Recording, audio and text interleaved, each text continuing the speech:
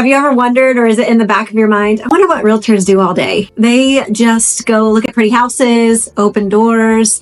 Must be a pretty cushy job. Well, this video is for you. Stay tuned as I bust some myths around the real estate business and what it is to be a realtor. So I'm Laurie Brooks with Brooks Real Estate Group, if we haven't met, and I am a local realtor here in Boerne, Texas, and I like to share about Boerne real estate and just a lot of different information to help you along the way, but this one's a fun one. Hopefully by the end of this video, you'll get a little bit more insight on what it is to be a real estate agent in today's market and some of the myths that we hear often. Myth number one, realtors have lots of free time and flexible schedules, but I do have flexible schedule, so I do get to choose how and when I spend my time and where I spend my time, and I really appreciate that because it allows me to give back to my community, spend time with my kiddos at where they're at. But when a client needs to go see a house or me help them in some way or another, I am working my schedule around their time. So that means weekends, holidays, evenings. I love doing open houses to help support my clients, but that is definitely on the weekends.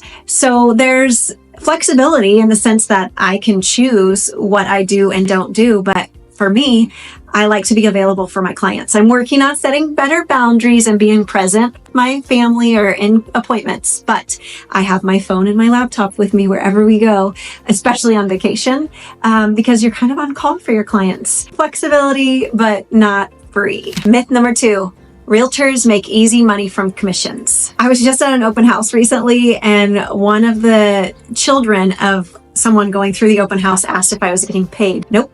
I only get commission when we close a house. So whether I represent the buyer or the seller, once it closes, that's when realtors earn commission. However, the thing that you might not take into consideration is everything leading up to that cuts into the cost, whether that's license, brokerage, signs, marketing, staging, pictures, all of those things come out of our own pocket. And the other piece of it is that it could be months and months and months, maybe years when you're working with clients. They're looking for homes. I want them to find the right one for them. I'm doing everything I can to help support them. So I'm not trying to rush the process ever because I see my clients are clients for life. It's not just a transaction for me. It's a lifelong relationship.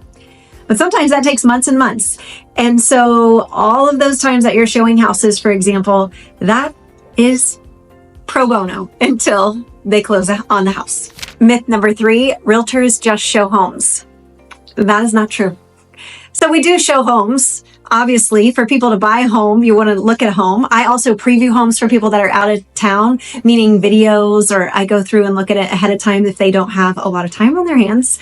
I'm willing to do that. But I also, if I have a seller client I'm working with, I could be working on contractors to help them get their house ready to list. We're doing marketing for our homes that are listed. The buyers and sellers, we negotiate contracts. We have to stay up to date on contracts and anything legal that's going on.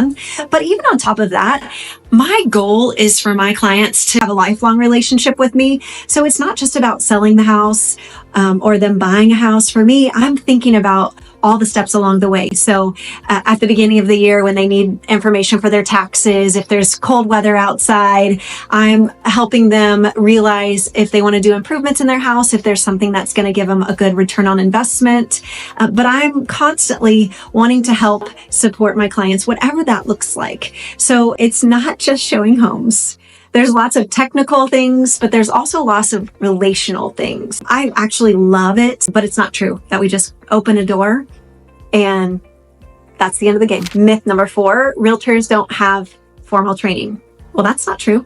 Actually, every person to be a licensed realtor has to have a standardized test for a national test and a state test. While it is true that you don't have to have a college degree to be a realtor, even though I do, you do have to go through training. So there's several classes that you take. Some people take it online, some people take it in person, but all of those you have to take before you can even take the standardized test. There's a standardized test, and like seriously, when I went in to take this test, I hadn't done a test like this before. I had to take my earrings off so that I wouldn't have a headpiece in to cheat. Nothing in my pockets. They checked all of that. So standardized test for national and your state, just so you're up to date on everything. Also, there's continuing education, but also But for us, I try to be up to date on everything that's going on, whether that's talking with a mortgage lender to find out if there's any changes with that. There's marketing changes, there's title changes, contract changes, all sorts of things to stay up to date so that we can best serve you. Those are some of the top myths that I've heard, but what have you heard?